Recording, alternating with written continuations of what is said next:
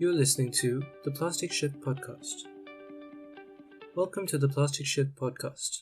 I'm Madhav Malhotra, one of the students at the Plastic Shift, and I'm reaching out to several experts working to solve issues with plastic pollution. This podcast showcases unique perspectives on this massive problem to identify what its most important aspects are. Today, I'm lucky to be joined by Kelly McBee, Waste Program Coordinator at As You Sow, an organization working to bring meaningful sustainability to large corporations. I'm very excited to learn more about this unique approach to addressing plastic waste today. Thank you for joining me today. I really appreciate you taking the time, and I'm very excited to learn more about As You Sow's work on this very important issue today. And before we got started, I'd love to just hear a little bit of an introduction to yourself, how you got started working with this organization, and what the goals are for all the campaigns at As You Sow. Thanks so much for having me. My name is Kelly McBee. I am the Waste Program Coordinator at As You Sow. And I work on our waste program, which engages companies on the full life cycle of their products, from material extraction to material disposal. And increasingly, we have been focused on the plastic pollution crisis, working with companies over the past many years to make their products recyclable, to end the use of non-recyclable materials, increase recycled content, and financially support infrastructure that can capture their products at end of life. I have been interested in this work for as long as I can remember. One of my earliest memories is my mom asking me to label our recycling bin. We just had like a simple plastic bin in the house. She handed me a Sharpie and was like, "Why don't you label this?" And I decorated the whole thing and like images of the earth and recycling symbols. And I'm the oldest of four siblings. And so I was the queen of the recycling bin and was having everyone in my house make sure that they recycled things. So it's always been a dream of mine to work in this field, and it's been great to work in it for going on 5 years. Yeah, and I think it's really cool to hear about your grassroots story at the most fundamental level there. And I think especially when it comes to As You Sow, there are two big questions in my head. The first one being the name. So does it have to do with the saying, like as you sow, so shall you reap? It's exactly based on the saying. So if you sow good seeds and you give them care and nutrients and all of the aspects that they need, you will get a bountiful reward. But if you are negligent after you plant your seeds, you won't get the rewards that you intended. Yeah, I think it's really cool to hear about the direct connection with your work and that name. And then the second big question is, when it comes to most nonprofits working on this issue, we often hear about things like ocean cleanups, we often hear about consumer advocacy or the policy side of things. Why is it that As You Sow decided that the most promising way to address these problems, not just plastic pollution but many others, would be to directly engage companies? So it's interesting. Companies are the most profitable entities in the world. I believe 75% of our global wealth is held by corporations, not by governments. And so the power to make those changes happens internally at these companies. And as consumers, we attempt to influence not companies with our individual actions and choices.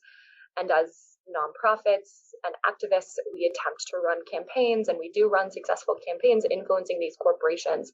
But what makes As You Sow unique is that we are able to present environmental and social issues to the company in such a way that because we are shareholders, we care about the company's long-term viability. So we present issues and do the research and analysis and say, by taking action on XYZ, by taking action on recyclable packaging, you will reap the long-term benefits environmentally, socially, and economically. And we are able to work with the company instead of against them, as I think is the hole that a lot of other movements tend to fall into, because they can pit the company as an enemy that needs to be like taken down or destroyed. Whereas As You Sow says, we are shareholders. We have a financial stake in your organization, and we are also concerned about these issues. And let's talk about how the company can successfully move forward. And let's talk about how the company can move forward in a reasonable timeline legislation. I used to be a lobbyist for another environmental organization, and it's difficult to make, a one size fits all package. Even if it's the desire and it could be excellent, it could really harm companies in the long term potentially. And so we work to find that balance between making sure that a company is being a good steward of its community, of its environment, and of our global resources, while also being profitable and turning a profit for shareholders.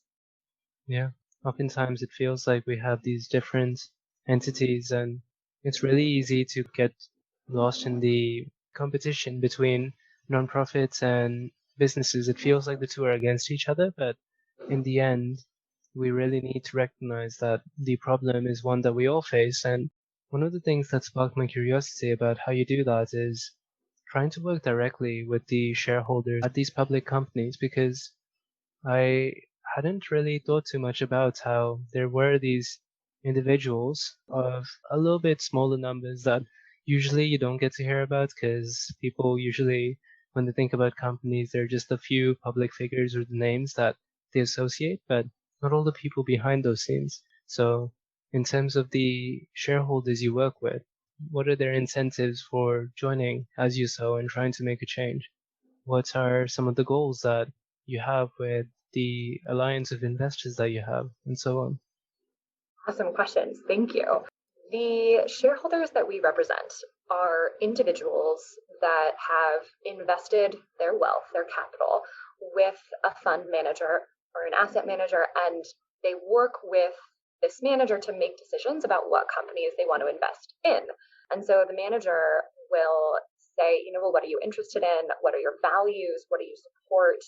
And if this individual investor says, I'm really concerned about the climate crisis, or I'm really concerned about plastic pollution, or I'm really concerned about slave labor in supply chains, or pesticides, or antibiotics, or any of these things that As You Sow works on, the asset manager refers them to us.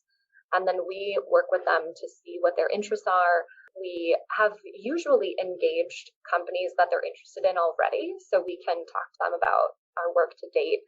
And then we bring them on board as another shareholder who we can represent in dialogue with the companies as the experts in that issue.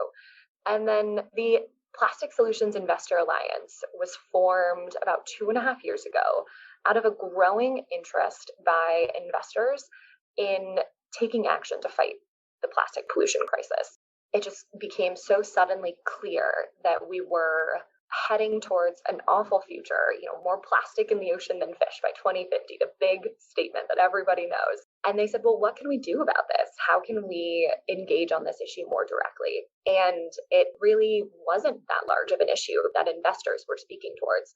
And so As You Sow, having worked on this issue for some time, was able to coordinate nearly 50 different global investors now, representing more than $2 trillion, in engaging some of the largest fast-moving consumer goods companies on their products. And so we have 7 asks, and they're things like make all of your packaging recyclable, reusable, or compostable, all the way to what I think of like the pinnacle of excellent product stewardship, which is producer responsibility, where a producer actually pays for the disposal of their product at its end of life. And so that alliance has had excellent coordination, really has been very well received by companies, by the media, as a way of demonstrating how focused the world really has become on plastic pollution.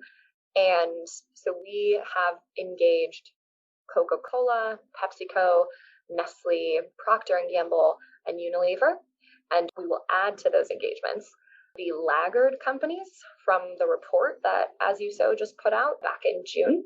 So back in June, As You Sow released our Waste and Opportunity Searching for Corporate Leadership reports, wherein we ranked 50 of the largest publicly traded consumer-facing companies. So these are fast food companies like Starbucks and McDonald's, beverage companies like Coca-Cola, Keurig Dr. Pepper, consumer packaged goods companies like Mondelez and Unilever, Kraft Heinz, Tyson, and retailers like Walmart and Whole Foods.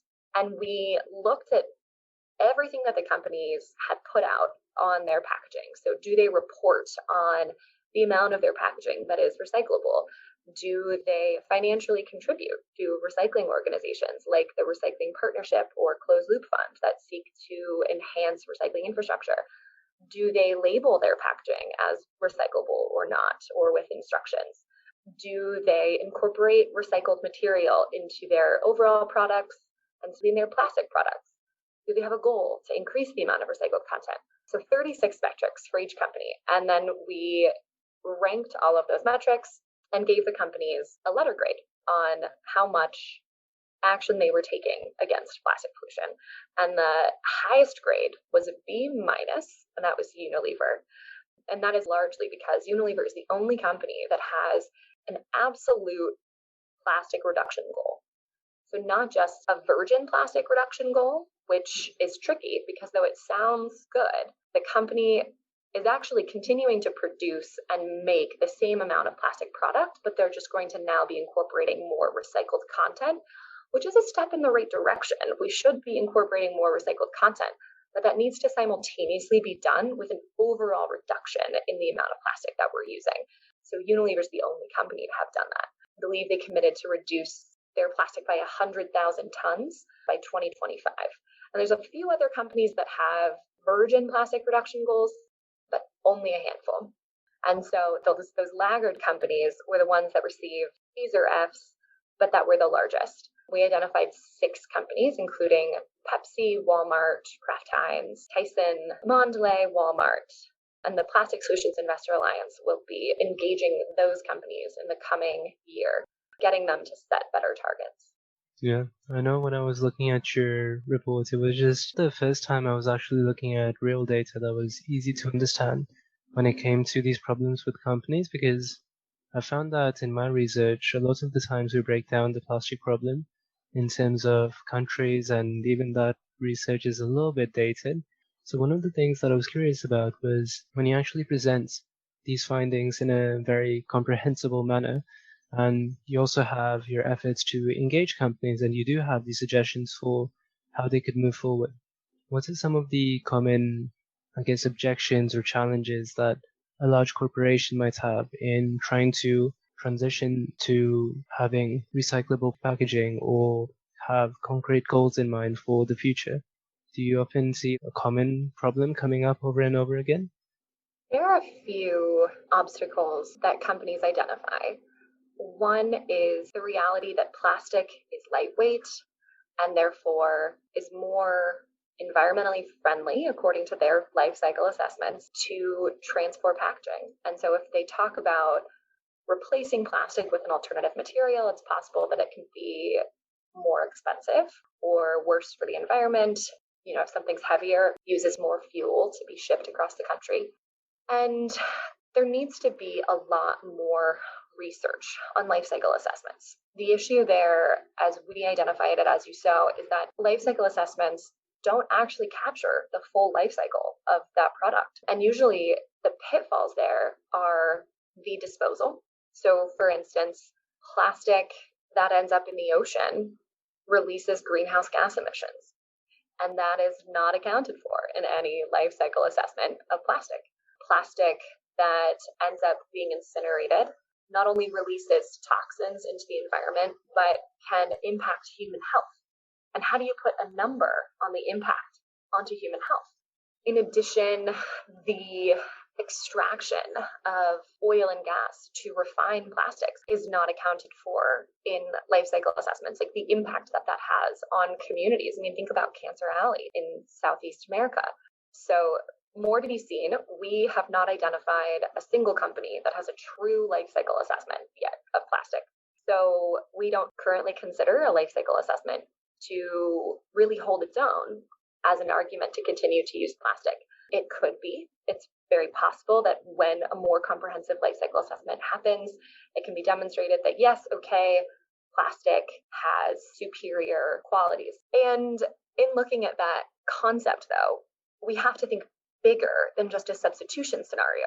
The end goal is not to replace, say, all plastic with paper. The end goal is to fundamentally redesign the way that we deliver products and goods to consumers. So thinking about bulk bins, thinking about reusable packaging are where we know that the industry needs to shift. Another barrier that companies face in trying to be more sustainable and trying to stem the tide of plastic is the high price of recycled plastic content. Because we subsidize oil and gas, it is cheaper for companies to incorporate virgin plastic than it is to incorporate recycled plastic. And this is where a company's commitment to its sustainability really comes into play. So Nestle, for instance, we applaud them in our report for committing an additional amount of money towards buying recycled content. I think the number is like $1.6 billion that they've committed to purchasing recycled content. I'll have to fact check that for you. And we need more companies like Nestle that are committed to doing the right thing, even if it costs a little bit more. Yeah, I think especially with the points about oil production right now, in the past little while, when oil prices literally go negative, that's when, especially for smaller businesses that we've been talking to, it's really hard to continue to invest in this. So I think that when it comes to larger corporations, it's great to hear about how there is potential to consider the long run instead of the short-term economic fluctuations of the material costs. But yeah, there are a ton of challenges. And that's finally what I wanted to wrap up with, was to hear about some of your ideas that, as you saw, in terms of what do you think are the next steps that are most important for anyone to be working on, not just the companies and the people who make decisions there, but also people like investors or people like consumers or nonprofits like yourself? That is such a beautiful question to be asked, how I envision the world to be, right? What I want it to be. I think that as consumers, as advocates, as policymakers, and as corporate employees, truly expanding our idea of product delivery is the best thing that we can do. So thinking about how do we continue to provide consumers with convenience, with product choice, and with high quality products without producing as much waste. Because the way that we've been doing it is unsustainable. And if we continue to just act as we've been doing, we're going to be in big trouble.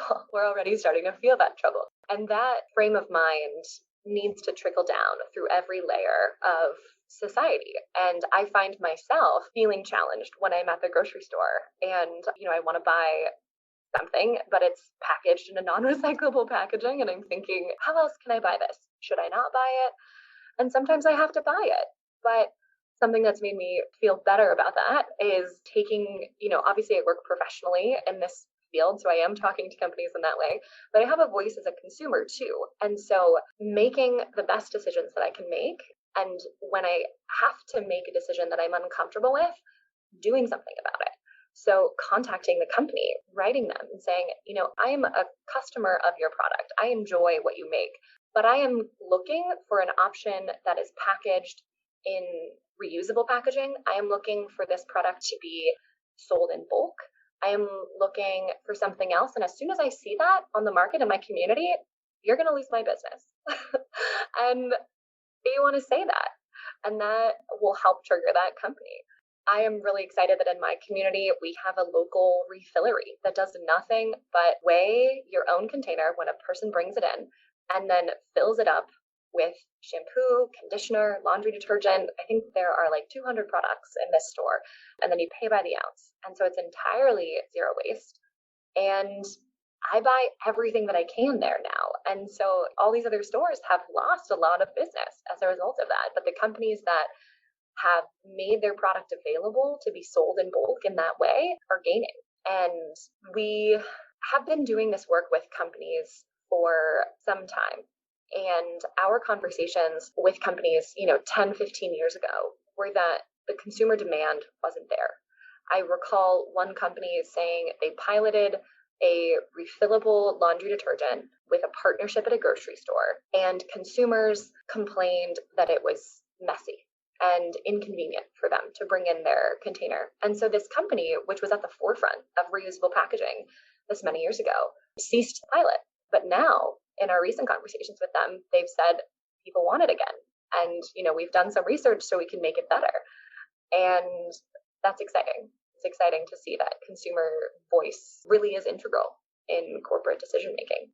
Yeah, I think these are amazing ideas to wrap up with, and I do have to say that I have heard a greater diversity of ideas that are unique in this podcast than many of the other ones that we've recorded. So I really wanted to thank you for taking the time to share all of this insight today. And if anyone is interested to learn more about As You Sow's work, where might they go? You can find us at asyousow.org. We also are on Instagram. All right. Well, I'm sure that people who are interested might be able to learn something unique there. And thank you again for taking the time today. Thank you so much.